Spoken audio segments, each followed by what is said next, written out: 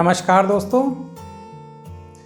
दोस्तों जैसा कि आप सभी लोग जानते हैं कि मैं प्रॉपर्टी से जुड़ी बातों पर अक्सर आप लोगों के लिए जो है वीडियो बनाता रहता हूं। तो इसी क्रम में दोस्तों आज मैं आपको बताने वाला हूं कि कैसे लोग जो है ठगी करके एक प्रॉपर्टी को एक से ज़्यादा लोगों को बेच देते हैं। तो ये ऐसा कैसे होता है, कैसे उस प्रॉपर्टी को बेच दिया जाता है एक से ज़्यादा लोगों को, आज मैं इस पर बात करूँगा।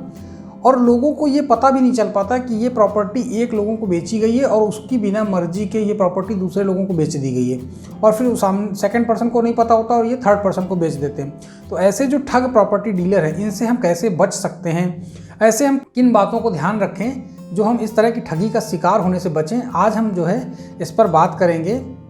तो ये आप पूरा वीडियो देखिएगा, पूरा विस्तार से बताएंगे कि कौन कौन से पॉइंट है जहाँ पर हम लोग मिस्टेक करते हैं ज़मीन खरीदने में, प्लॉट खरीदने में, और जिनके कारण हमारे साथ ऐसा हो जाता है।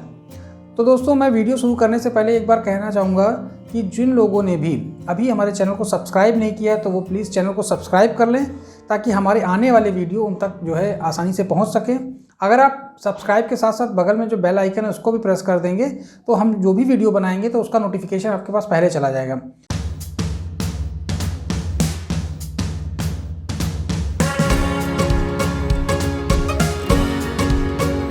दोस्तों अक्सर आप लोगों ने सुना होगा, लोगों को कहते हैं कि फलानी प्रॉपर्टी विवादित है, उसको मत खरीदना, वो एक से ज़्यादा लोगों को बेची जा चुकी है, अगर आपने उसको खरीदा तो आपका भी पैसा उसमें फंस जाएगा। हम लोग कभी ये जानने की कोशिश नहीं करते हैं कि वो प्रॉपर्टी एक से ज़्यादा लोगों को कैसे बेच दी गई। आखिर प्रॉपर्टी डीलर के पास ऐसी कौन सी जानकारी नई अनोखी थी जिससे उसने एक ज़मीन को दो लोगों को बेच लिया और लोग जो है उसके जाल में फंस भी गए। दोस्तों जब भी हम ज़मीन खरीदते हैं, दो जगह ज़मीन खरीदते हैं। एक ज़मीन होती है जो हम लोग किसान से खरीदते हैं, या फिर जो प्राइवेट सोसाइटियाँ होती हैं वो प्लॉटिंग करती हैं, वो बेचते हैं, वो जब बेचती तो उनको हम खरीदते हैं। एक तरीका ये होता है, और दूसरा तरीका होता है कि हम किसी भी शहर के प्राधिकरण अथवा आवास विकास समिति के माध्यम से हम ज़मीन खरीद लें। अगर आप ज़मीन प्राधिकरण और आवास विकास के माध्यम से खरीदते हैं तो जो भी आप ज़मीन खरीद रहे हैं वो ज़मीन फ्रेश होगी, उसमें आप जल्दी उसमें आपके साथ धोखा नहीं होगा जल्दी, क्योंकि वो ज़मीन पहले एक्वायर कर ली जाती है प्राधिकरण द्वारा, तब आपको बेची जाती है, इसलिए उसमें फॉल्ट के कम चांसेस होते हैं। लेकिन जो प्राइवेट सोसाइटी बनाकर बेचते हैं मकान, वहाँ पर जालसाजी ज़्यादा होती है। तो ये जो एक मकान को चार जगह बेचने वाला, ज़मीन को चार जगह बेचने वाला प्रोसेस होता है, ये हमेशा प्राइवेट सोसाइटीज़ में होता है। तो अगर आपका मकान प्राइवेट सोसाइटी में है और आपने उस ज़मीन को ख़रीदा है और अभी उसमें आपने कंस्ट्रक्शन नहीं कराया है, तो आप ये दो प्रोसेस मैं बताऊंगा, ये ज़रूर करा लें, ताकि आप बेफिक्र हो जाएं कि उस प्रॉपर्टी को कोई दूसरा कभी कब्जा कर पाएगा। पहली बात कि ये जो प्रॉपर्टी डीलर होते हैं ये क्या करते हैं, जैसे आपको कोई ज़मीन दिखाई कि ये ज़मीन बिक रही है, आपने गए, आपने ख़रीदा, उससे बातचीत किया, रेट तय किया और आपने उससे ख़रीद लिया। उसके बाद क्या होगा, एक डेट पर आप रजिस्ट्री, वो जाता है रजिस्ट्रार ऑफिस में और आपके नाम पर रजिस्ट्री कर देता है। आपने रजिस्ट्री करा ली, इसके बाद आप घर बैठ जाते हैं। आपको ये नहीं पता है कि रजिस्ट्री करा लेने से उस प्रॉपर्टी के असली मालिक आप नहीं हैं। तब तक नहीं है जब तक कि राजस्व रिकॉर्ड में आपका नाम नहीं चढ़ जाता। राजस्व रिकॉर्ड में जिसका भी नाम होता है वहाँ पर मालिक वही माना जाता है, और आपका नाम तो राजस्व रिकॉर्ड में है नहीं। आप तो रजिस्ट्री करा के सोच रहे हैं कि राजस्व रिकॉर्ड में नाम चढ़वा लिया, ऐसा नहीं होता है। आपको दाखिल खारिज का जो प्रोसेस बनाया गया है वो पूरा करना बहुत ज़रूरी है।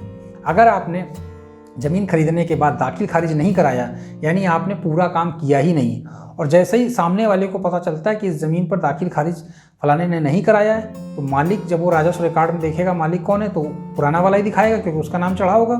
और इसको देखना भी बहुत कठिन नहीं, आप गूगल पे जाइए, भूलेख पोर्टल पे भूलेख लिखिए, खसरा खतौनी का नंबर डालिए, ओरिजिनल मालिक जो भी होगा उसका नाम वहाँ पर चढ़ा दिख जाएगा, तो वहाँ से चेक हो जाता है। उसके बाद जब जान जाते हैं कि फलाने का नाम जो है राजस्व रिकॉर्ड में नहीं है, तो उसकी ज़मीन फटाक से वो लोग क्या करते हैं, दूसरे को बेच देते हैं। दूसरे को बेचने के लिए क्या करते हैं, वो आपका आधार और पैन फर्जी कार्ड एक बनाते हैं और एक फर्जी सिस्टम से उसको बेच दिया जाता है, तो आपको पता ही नहीं है। और वहाँ पर जब सामने वाली पार्टी वहाँ पे कब्जा लेने पहुँचती, तब आपको पता चलता है कि वो ज़मीन तो हमने खरीद रखी थी, वहाँ पर कब्जा कैसे हो रहा। तो ऐसे केस में आप ओरिजिनल पेपर आप दिखाते हो कि भैया मैंने तो इसकी रजिस्ट्री कराई थी, मेरी रजिस्ट्री, तो सामने वाला भी आपको रजिस्ट्री के पेपर दिखाता है। अब क्या होता है, ज़मीन विवादित हो गई, मामला कोर्ट में गया, आपकी ज़मीन तो फंस गई ना।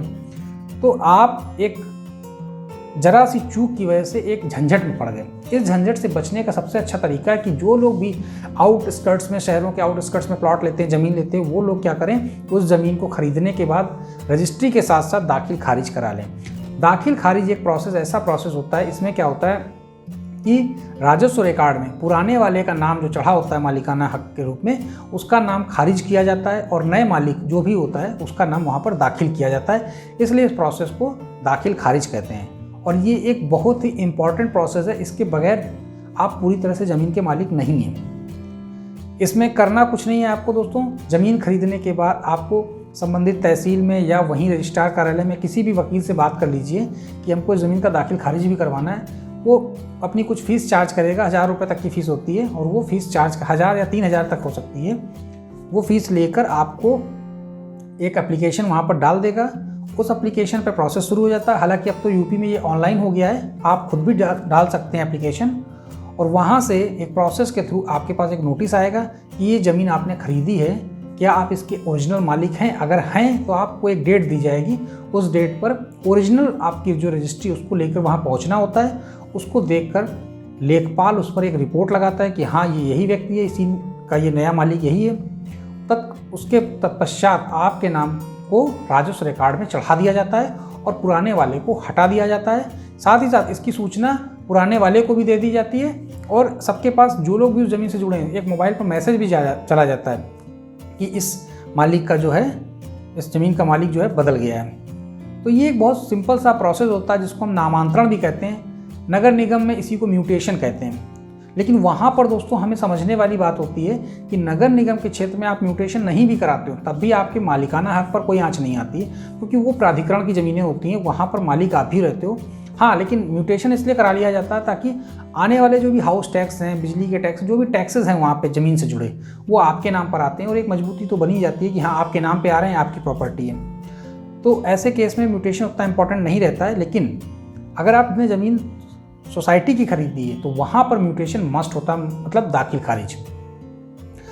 तो यही एक पॉइंट है बेसिकली दोस्तों, जिसमें हम लोग ध्यान नहीं देते हैं और इसी वजह से ठगी के शिकार हो जाते हैं। तो दोस्तों कैसा लगा हमारा ये वीडियो? अगर जानकारी पसंद आई है तो वीडियो को शेयर भी कर दें ताकि लोगों के पास भी ये जानकारी पहुंच जाए। मैं आपके लिए ऐसे ही अगले वीडियो में भी ऐसी कुछ काम की बातें लेकर आता रहूँगा। तब तक के लिए नमस्कार, थैंक यू।